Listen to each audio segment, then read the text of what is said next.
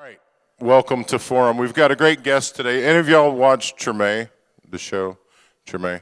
Some of you might have seen this guy on there playing, not actually himself, but he looked a lot like himself on there. Or he's got you also will hear a lot about him coming up because he's got a new record on RCA that's coming out on Mardi Gras Day, as should every good New Orleans hip-hop record. Please welcome today's guest, Dee-1.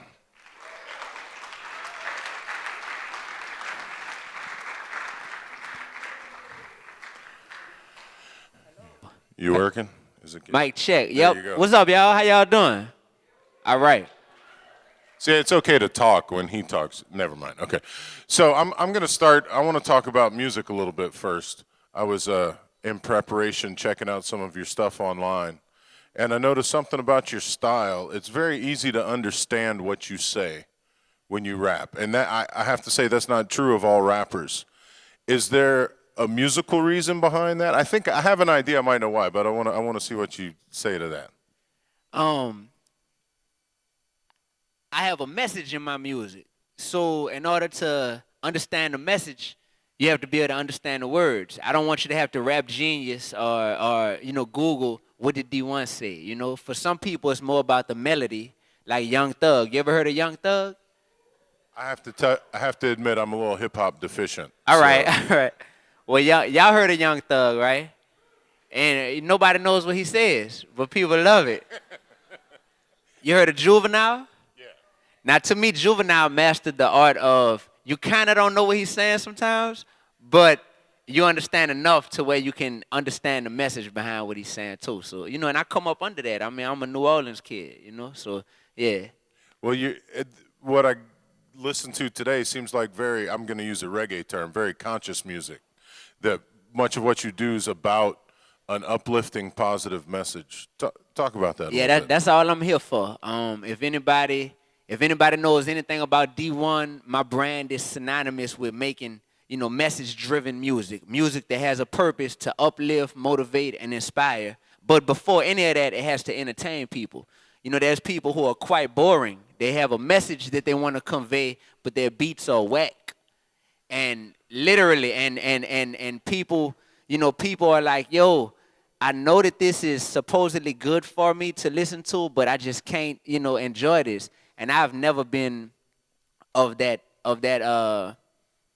breed, So I have the unique ability to entertain as well as, inspire and motivate through my music. And that's the only reason why I do it at this point is I love looking on my Twitter timeline and seeing people say, your music changed my life, or I was about to commit suicide until your song Blue came on. Like I just Instagrammed a picture of a fan who said that, or people just saying, I just love working out to your music, like that's why I do it.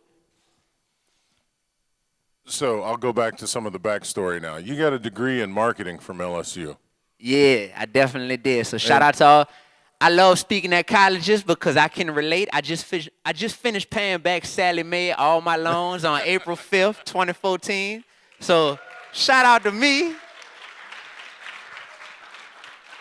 So how come your marketing degree didn't turn into wearing a suit sitting in an office? What happened? Well, what happened was, I would say junior year, that's when I started getting offers for internships from Fortune 500 companies and all these corporate internships.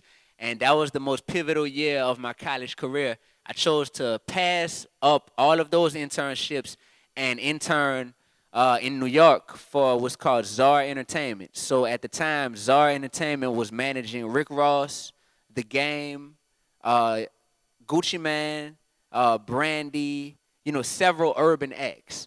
And when I went up there and did that internship, I followed that up by interning for the radio station in Baton Rouge, Max 94.1. So I realized that, you know what? These were my future job opportunities if I would have took the business route, was taking these internships. I chose to forego those and intern in the music industry, really because I just wanted to get my music out there more and get heard by more people. So I did that. And I just realized you only live once, so why not pursue what you're passionate about to the fullest? And if it doesn't work, then you have fallback plans, But I was like, I'm going to go with my plan A, and I bet on myself before I bet on another company, So What happened right after you got out of school? What were you doing? Well, okay. So I figured I'd let you tell the yeah. story So instead. the plan was to be a guy who walked across the stage when they said, David Augustine, come get your degree or whatever they tell you when you graduate. The plan was to grab the diploma in my left hand and in my right hand to have my record deal and hold both of them up at the same time and be like, I got signed and I graduated college.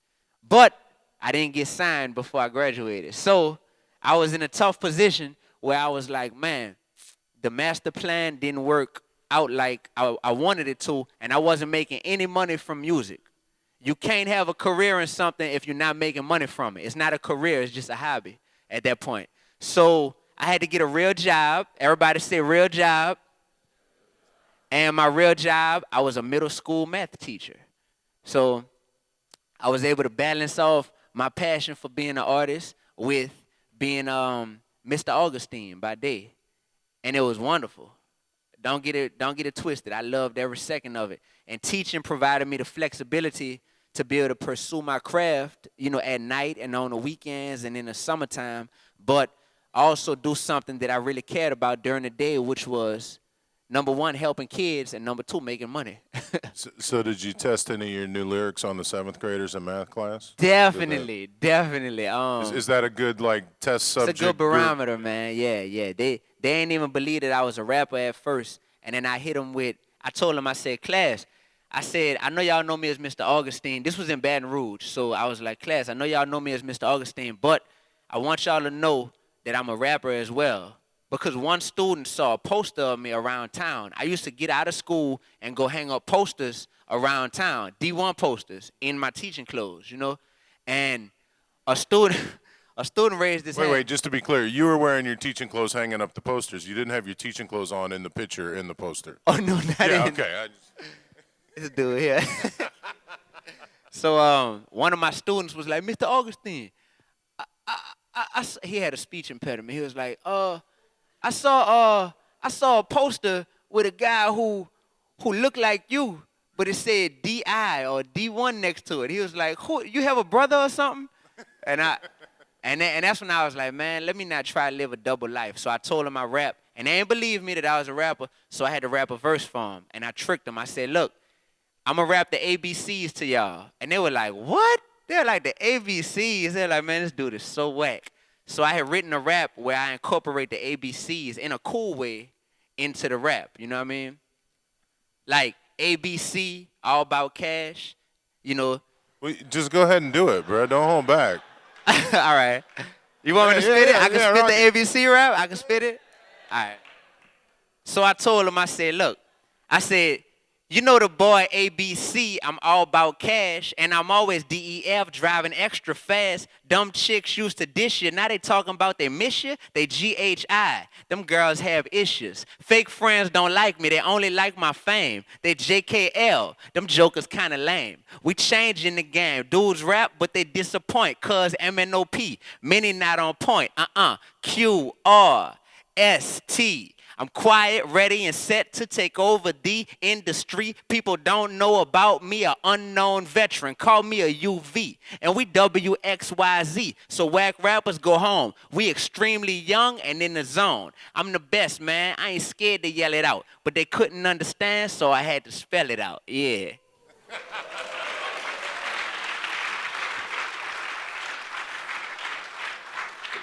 For the record, my 7th grade math teacher was nothing like that. All right.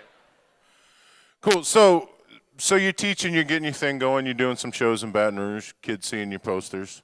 How does that turn into, let me rephrase that. What made you decide to quit teaching? You taught for 2 years. Correct. So during the second year, school starts in August. By the time October 1st came, not October, probably mid-October, no lie. By mid-October, I had used up all my vacation days. And they were all used up on music-related trips. All of my vacation days. And the school year doesn't end until late May. That's when I knew, man, it's obvious what my passion is, is music. Like I'm using vacation days and I don't want to cheat these students. I don't want them to have a substitute teacher for over half the school year because Mr. Augustine is doing a festival in Utah or something like that. So that was part of the reason why I knew that I was going to give it up. And also the principal. The principal kind of had an issue with me being a rapper and being a teacher because he felt like I was becoming a distraction. Because I wasn't just a rapper. I was like really becoming, known real quick. So parents were coming in trying to hand me their mixtapes and stuff. And I'm like, hold on, man, what you doing? Like, man. I'm like, look, your child is failing right now. You trying to give me a mixtape? Like, for real. Say maybe if your tape was better, I'd give him a D, but Maybe if you're right. So I knew that I was gonna have to give it up. So I made an action plan. I said, you know what? I'm still not making money from music at the time, and a lot of artists can probably relate to this. A lot of people get a buzz, but that buzz doesn't always translate into revenue. And that's a difficult place to be in as an artist, where people know you, people recognizing you and all that stuff, but it's not translating into money being made. So I started saving my paychecks, Every paycheck, I was living like I was not getting paid anything, and just to save money, because I knew what I wanted to do. And that was my fallback plan, was I'd have a little cushion saved up. And I always told myself, if I was running low on money, I could always go stand outside of a gas station. I'm not joking. Stand outside of a gas station and stay there as long as I needed to each day to where I made $100 per day. Sell 10 CDs for $10, $100 a day, and then get back on my grind. Like that was my fallback plan. But thank God I never had to do that. Yeah, one time I moved, I told myself, all right, I got 14 days to get a job. 14 days go by, I'm going to go work at Burger King. Fortunately, on day 13, like the shoe store came through. So it was, anyway, I didn't have to go stand by the gas station either. So tell me, you got a record coming out on RCA. Tell me about your team, your management team, your agent, your right. So just so y'all understand, I quit teaching. I'm out here as an independent artist doing my own thing, and literally it gets to the point where I would say a couple years after taking that leap out on faith to pursue my dream, I signed a national record deal with RCA Records, right? National record deal. Been on tour by this time, opening up for Macklemore on a 50-city tour, opening up for Lupe Fiasco, opening up for my man Lecrae, all just doing tours all over, opening up for Drake here at Tulane, a few years back, all this stuff, and I signed my record deal, and I had to lie. Hopefully this don't make it to YouTube, but I had, I'm sure it will, but when the labels were recruiting me, I was about to sign with Universal Records in 2011. That didn't work out for certain reasons. I was about to sign to Cash Money Records. They were recruiting me heavy in 2012. That didn't work out for certain reasons, and we could expound upon those points. But 2013, RCA came calling, and it was really a deal that really made sense, and it complemented the fact that I do so much independently, but I would have the backing and the infrastructure of a major label. So I chose to want to sign the deal. At that point, they were like, cool, who's your team? Where's your team at and everything? And we'll, just talk to them and handle the business. And I didn't really have a team for them to talk to. I was knowing that I was pretty much self-managing my own career. So I was like, oh, yeah, I'll connect you with my manager, sure, And just one of my friends who was just smart, I was just like, hey, man, just act like you my manager. Because we about to sign a deal with RCA. I'll pay you a little bit off the deal and everything, but I just need you to play this role for me. And that's not by choice. Understand that when you have a dream, sometimes the team can't catch up with the dream fast enough. And a team might not come along because people might not understand your specific brand. I don't know how many of y'all feel like y'all are cookie cutter artists. Like anyone could just manage you. But I'm not a cookie cutter artist, never have been. I come from New Orleans, Louisiana. I don't curse in my music, but I make hip-hop. I spit with the best of them. I'm educated. I'm a former teacher. Like, there's so much that's like, okay, this is not normal, you know what I mean? But obviously it's something that fans relate to.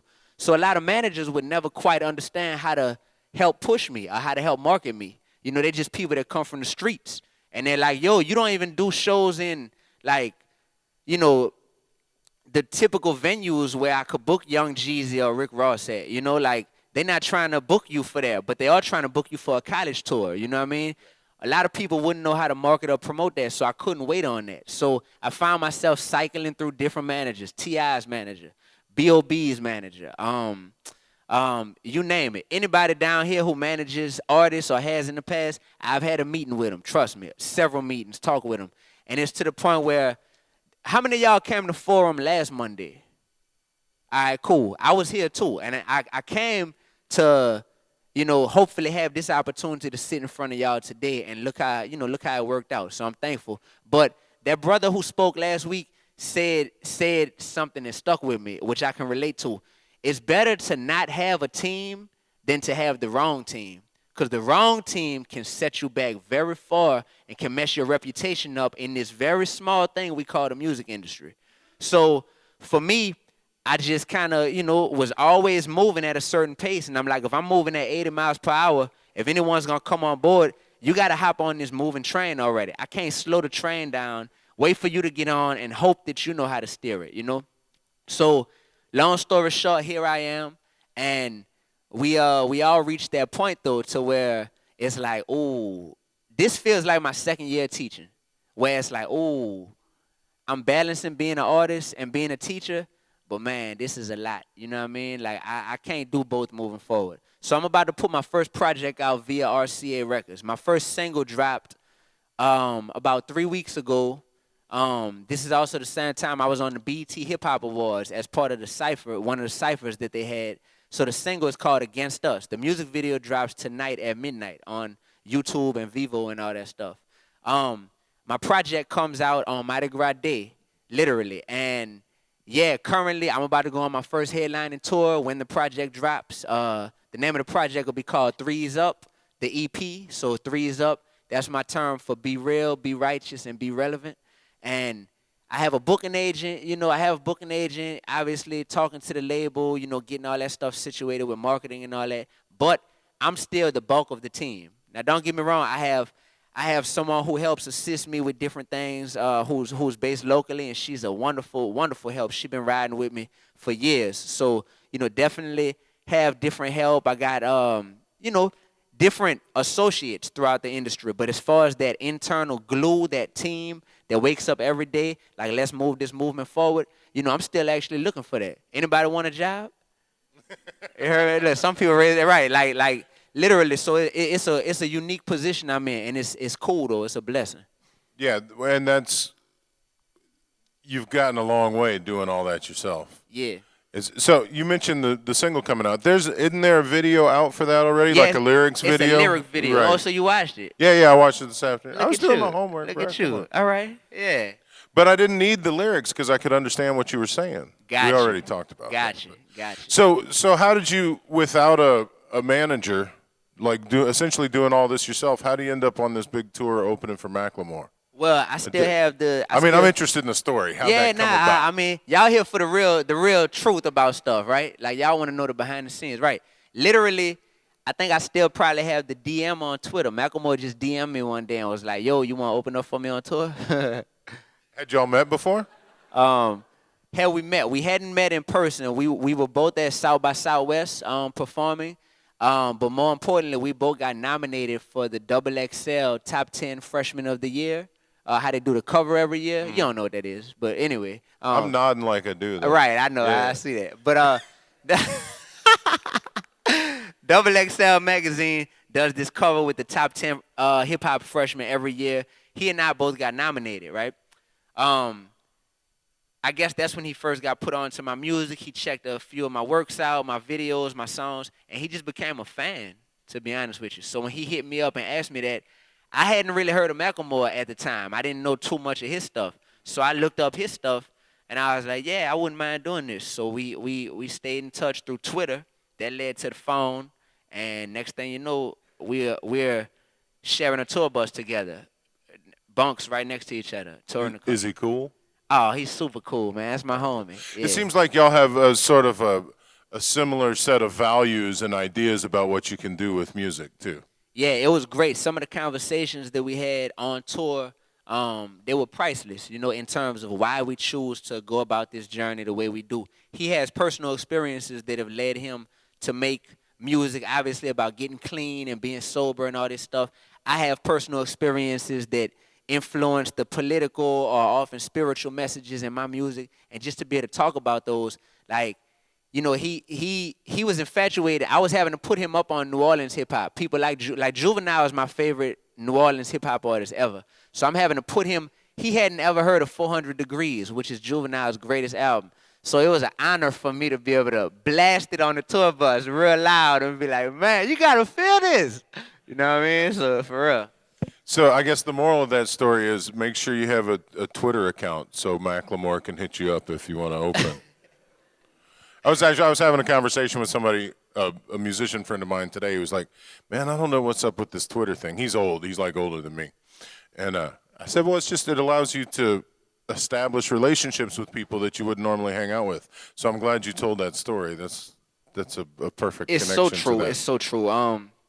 It's so true.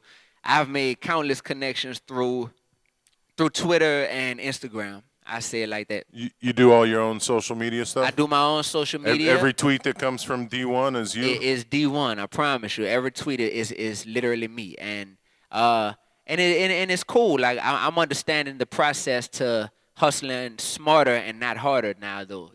Like, there's a way that every tweet can still come from me, but it doesn't have to be me plugging it in real time. Right. There's things like Hootsuite, or there's things like having people who, you plan this stuff out. So it's just hustling smarter. Yeah. Do you answer all your tweets? Like, if I tweet at you, you're gonna answer me? Probably not you, but like other, but like cool people, man. Yeah, definitely. All right, that's fair. I can take that. Yeah. We're being honest, right? So yeah. Now I totally forgot where I was gonna go after that too. He shut me down, man. All right. I'm playing, right? Look how he left me hanging. Oh, see, oh man. All right, so, what was the tune off your first record about Wheezy and Fitty and who was that? I'm the old white dude. Thank you. So J50 and Weezy. Yeah, right, Jay. Man, I wrote that song when I was still teaching. So I just, not being like the super experienced hip hop dude, I know like y'all like to make tunes about each other, and that stuff can get kind of heavy sometime. Yeah. So I'm thinking, you like young cat, nobody really knows, putting that out. There's how shall I say, some intestinal fortitude behind that. It takes balls. Definitely. That's the word I was skipping. Yeah. Definitely. Man,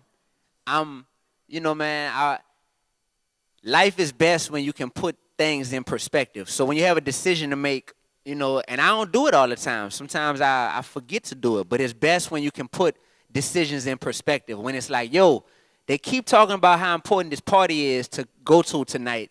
But man, if I don't pass this math test tomorrow, I'm literally going to fail math this semester, and it's going to throw me back a semester with graduating. It makes that party seem this important at that point, So with me, I was like teaching kids every day who are saying that Lil Wayne is their favorite rapper, Lil Boosie is their favorite rapper. They're getting tattoos, coming in class with MOB tattooed on their arm and all this. You know what MOB stands for? Money over... yeah, so... Over business? Was that what you said? Money over business. This dude is great, man. Anyway,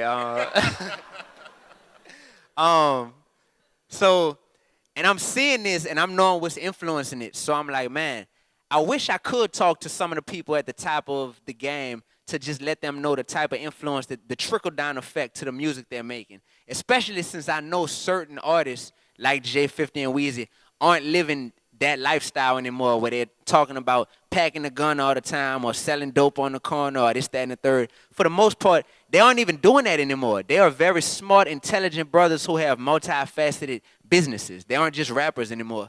So I made that song as if I would have got to address them in a meeting type of format. So I'm like, what up, Jay? What up, Fifth? What up, Weezy? I'm D. I appreciate y'all for having this conversation with me. I know that I'm the brokest person in the room, but money don't matter here because I'm rich with ideas. Oh, and then I go to rapping to them. Um, it came from a place of love. It came from a place of love. Like I'm not jealous of what they have or their money or their fame. It came from a place of love.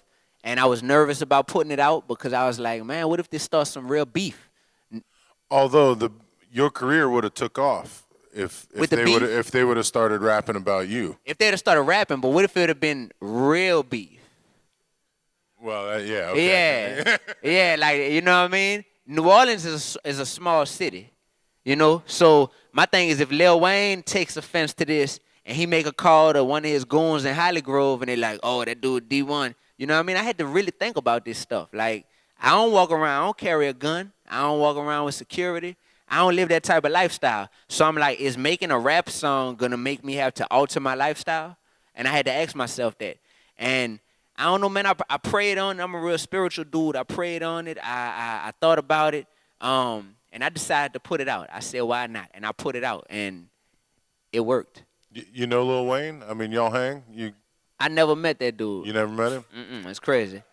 I was about to sign to Cash Money Records, and he and I had still never met. That's one of the reasons why I didn't sign, because I'm like, something don't seem right. You know, if I'm about to, get hired on to work at a certain spot, and I can't even meet the person who's essentially going to be my boss before, like something ain't right about it. I was just wondering if he ever said anything about the record. Did you ever hear anything about it? Yeah, I heard a lot about it from, he heard No, it. from them. I mean, not from Not like from other... them personally, but from their camps. Yeah. People in their camps, yeah. But none of them personally responded. Jay-Z never called you up, said, hey, come over for dinner, let's talk about this? He did, but I was busy that day, so Yeah.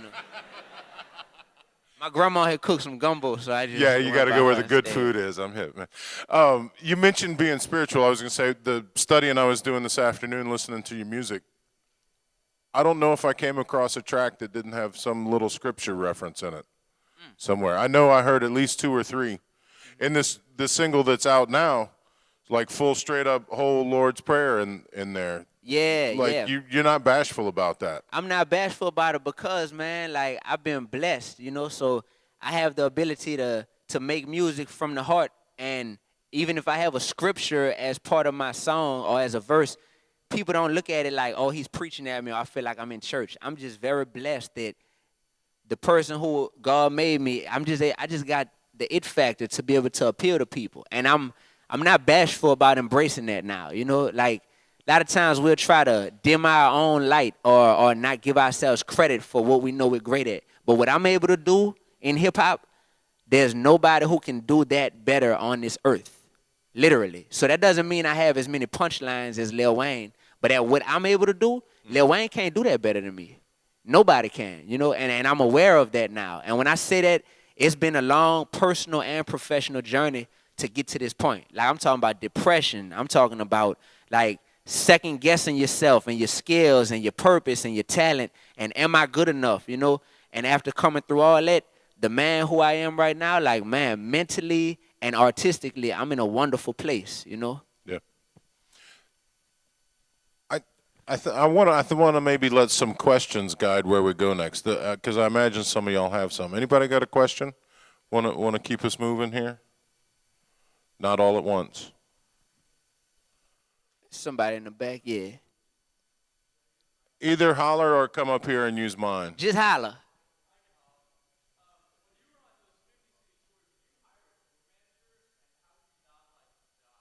Let me repeat the question for the video. The question was, on the 50-city tour, did you have a tour manager? And I'll rephrase, how did you survive? Man, that's a great question. I'm glad you're asking these type of questions so y'all can really understand when you want something in life, the extent that you'll go to make it come true. So they offered me this tour, to come on, and I'm not with a label at the time. I don't have much money at the time to where it's like this big budget that I'll have to pay for extra vehicles and extra personnel. And I was like, yo, Macklemore, or Macklemore's manager, yo, who can I bring on tour with me? Or, like how many people can I bring? Because, I got a few people who I would like to bring. And they were like, we just got space for you. And I was like, huh? Excuse me? And they were like, yeah. So at that point, you have a decision to make. Do I not go on this tour? Or do I go on this tour and have to be my own tour manager and have to make use of my network, and depending on which city I'm in, get cool with a fan and get them to help me with my merch that night. And after my show, sweaty and drenched after a 35-minute set, run back and work my own merch table and, print up my own stuff as we go and call and, get merch printed because I run out of merch halfway through the tour and got to get merch to meet me in this city at this venue, and I pick up the package and all that stuff. And I just had to do all that stuff, man, and I did it. And he didn't answer the how did you survive part. So just let's talk about that tour for a second. How many acts were on that tour? It was 3. Macklemore was the headliner. I was the lead support act, and one of Macklemore's boys, dude named Experience. He kind of started the show off every night.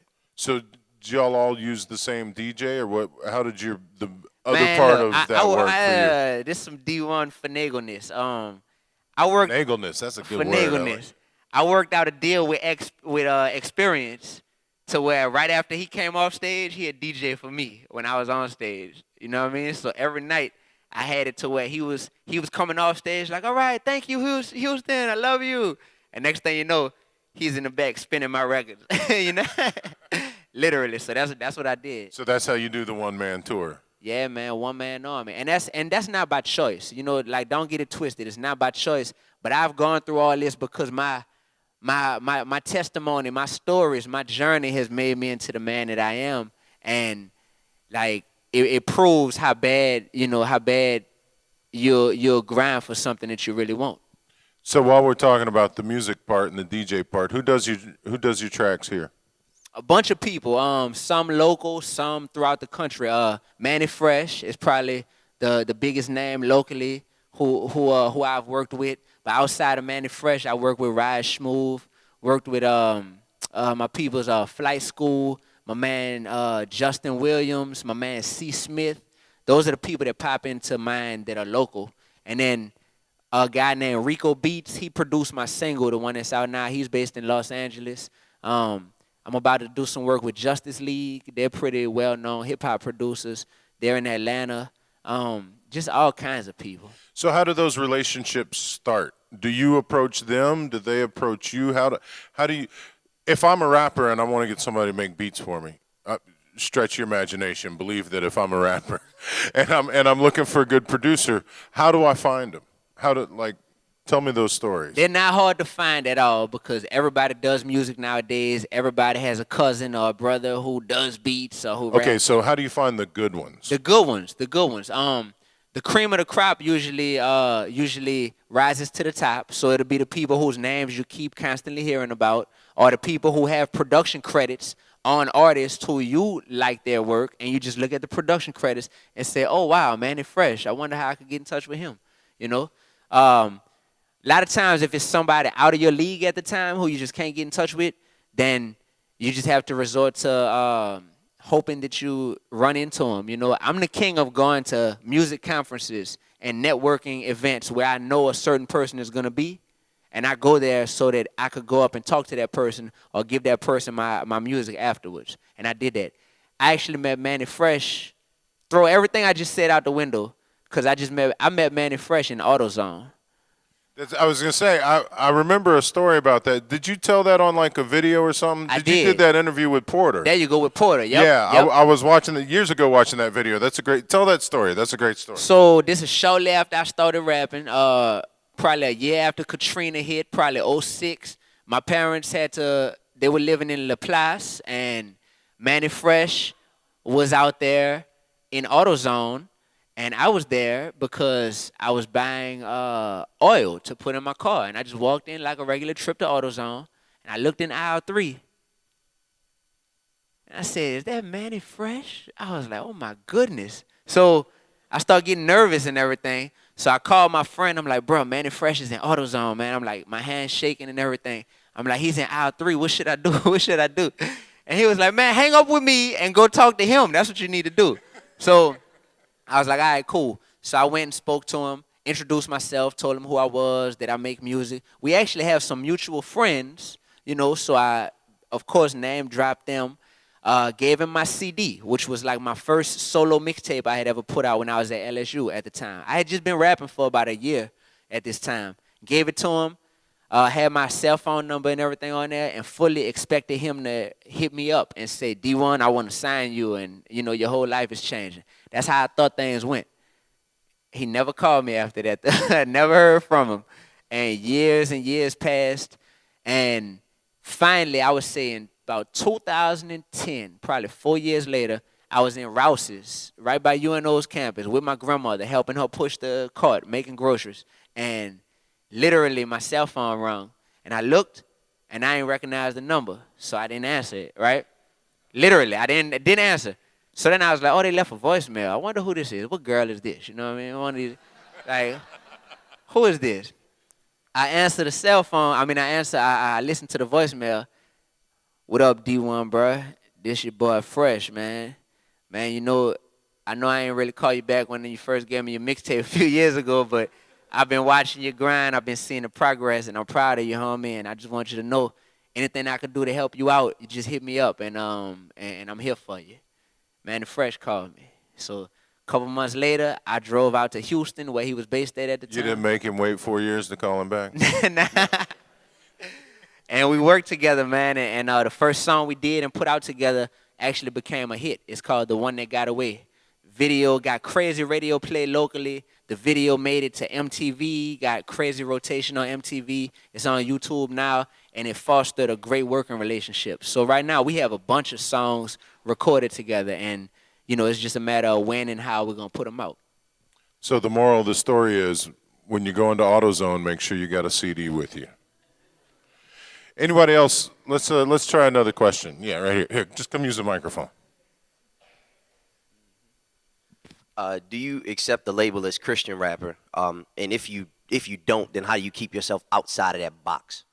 Like I said, man, I could sit here with a smile on my face and say that I'm just blessed in that what I do, like to you, it might come across as oh, he's a Christian rapper because he's a Christian, but to the next person, they're literally like, man, this dude is just dope as whatever, like he's the next Nas, he's the New Orleans Nas, and I don't try to worry about what people call it or classify it as anymore. Like I love, literally my social media is crazy, man, because if you look at Instagram, like today, look at the comments underneath. I do this thing called Mission Vision Monday. So every Monday is what I call Mission Vision Monday. That's what my brand is Mission Vision.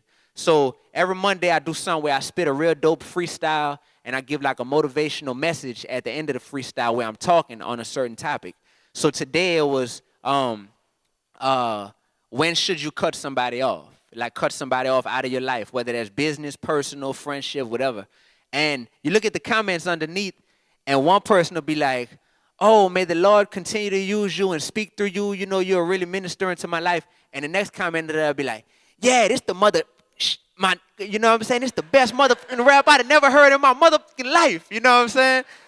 Right next to each other. And I just look at it and I'm just like, I don't know what to call it, but it is. So, you dig? Go look at the comments. I'm serious. I was reading the comments on that. I didn't get to that last one, though. Oh, all right. I missed it. So do you think of yourself as a Christian rapper? Or do you just think of yourself as a Christian who raps? Yeah. Or do you not think about that? I don't think about it. And when I do think about it, I mess myself up, I went on tour with the largest Christian rapper in the world, Lecrae, and I was nervous and scared before the tour because I didn't think my music was Christian enough, because I'm like, man, I don't make songs about Jesus, Jesus, Jesus all day, every day, like at all, you know what I mean? How are they going to accept my music, because I had a false perception of what they would come to expect, Then there's other times where I felt like, man, my music might not be hood enough, to get the Lil Wayne crowd or to be able to do this. But literally, like, I just learned to be myself, and, man, it works like a charm. And this is just as of recent. Like, I almost drove myself crazy. Not as a figure of speech, but literally I almost drove myself crazy trying to figure out how I should tweak who I am and how I could be everything that Loyola wants me to be, but then turn around and be everything that Dillard wants me to be, and then be everything that Tulane wants me to be, and everything Harvard wants me to be. And it's like, nah, it's not a figure of speech, Jeff. Like, am just me everywhere, 24/7 now, and whatever people call it, whatever box it's in, like I'm just like cool. So I'm literally performing. I could perform on a tour with Lupe Fiasco, who's a Muslim, be on a tour with Lecrae, who is a Christian, and then be on tour with Macklemore, who is, none of the above, and be on tour with Grand Hustle and T.I., who is a gangster. You know what I'm saying? Like, like no one else can do that at this point. That's why I said I can do me better than anybody else, And you don't have to remember which you to put on. Which Because me. if you're just you, then it's easy. There you go, man. Yeah. That's the key. Yep. Yeah.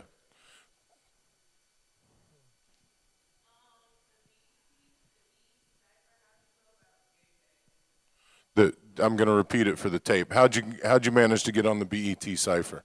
Well, they found me, so they came after me, which was a blessing. Like, I've been doing my thing. I've been garnering a reputation for myself to where people are like, Dee-1 is dope. Dee-1 spits heat. So they reached out to me, and that was cool. That was a good look. That actually was a turning point in my career because I actually wasn't, like, happy with how I did on there. You know what I mean? And it's amazing how things work because by other people's standards, it's like, oh, you killed it. You did so well. You did your thing. But I'm at a point in my career now where I call it the good to great phase, meaning that good isn't enough anymore for me. Good is like making bees. Some people are cool with making bees. And nothing is wrong with making bees, but it's all about you knowing your potential. And I know that when you talk about J. Cole, Kendrick Lamar, Jay-Z, whoever, I know that I belong in that same type of conversation. Like, I know I do. So anything less than that, for me, it's like, you might have loved it, but for me, it wasn't enough, and that's what I took from that experience, to be honest with you. Why? Because I was double-minded. I was like, man, how can I appeal to these people and these people all within one short verse? You know what I mean? That's the part I talk about. You'll drive yourself crazy trying to do that, and I almost drove myself crazy, and never again, man. You know what I mean? Never again. So it was a blessing. So the phase I'm in now, though, oh, my gosh, like I'm just happy and excited. So hopefully that answers your question is, just like a lot of stuff in music, when you're doing your thing, these people and these opportunities are going to find you as opposed to you having to find them. So to follow that up, what was some specific things that you did early on to try to get people to know about you? Right, for BET to call you, they got to know what you got going. Correct.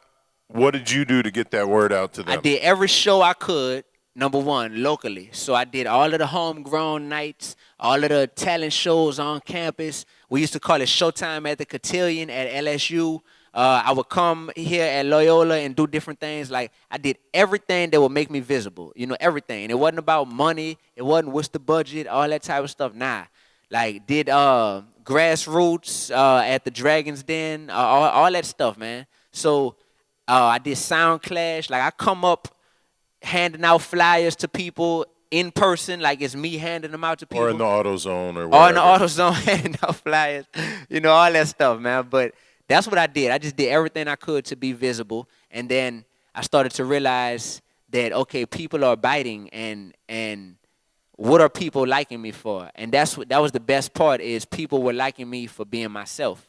So that's the part where you can't doubt yourself. You have to have supreme confidence that who you are and what you're doing is going to succeed. You know what I mean? No matter what. As I say this to you, understand that by my standards, I haven't made it. A lot of artists, I'm probably the first hip-hop artist from New Orleans to make it and get signed to a major label who isn't cursing in his music, isn't rapping about killing people or selling dope and all this stuff. Like, I'm not rapping about glorifying any of that stuff, but still made it. Didn't have a cosign per se from a big artist, like, oh, he signed to Lil Wayne or he signed to Kanye West. None of that. And the fact that I've made it where I'm at, that deserves recognition. And that deserves recognition because I'm a symbol for something bigger than me. I'm a symbol that if I could do it, anyone can do it. And there was no shortcut to how I did it. I had a 9-to-5. I didn't start rapping till I got to college. I didn't move away like people say you got to move away from New Orleans to make it. I still live here. I vote here. I pay taxes here. All that type of stuff. So, Other questions? There's one. Jacob.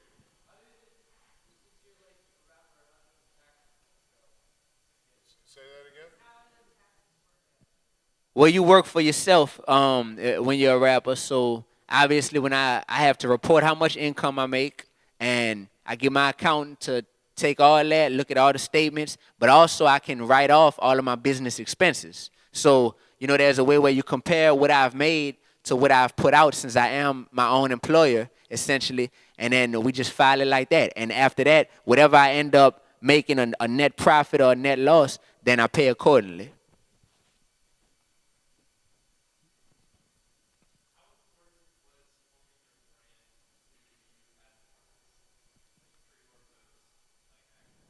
Correct. That is that is more important than anything. That's a wonderful question. Because so many people have talent but have no brand. Right. So the question was, how important was forming your brand to you as an artist?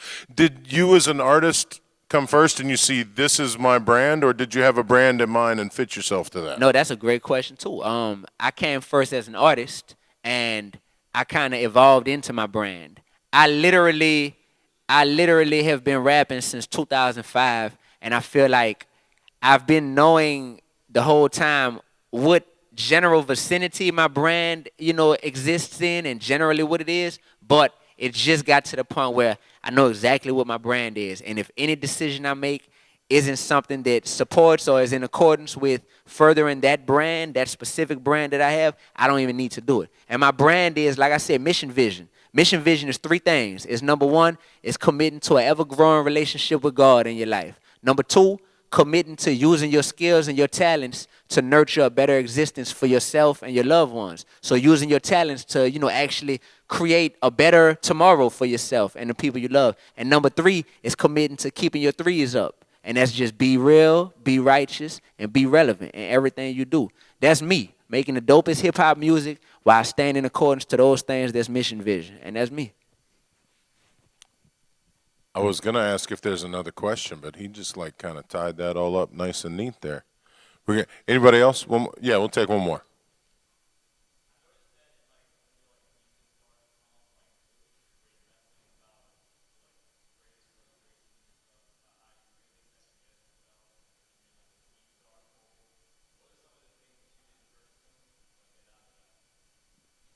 The question is, what did you do to get out of your dark spots? He referenced the song Blue. That's an expression of some of that darkness. And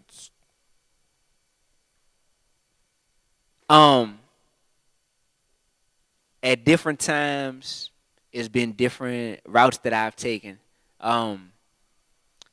Sometimes in life, we look to lean on people to help get us out of, dark phases that we go through or being real down.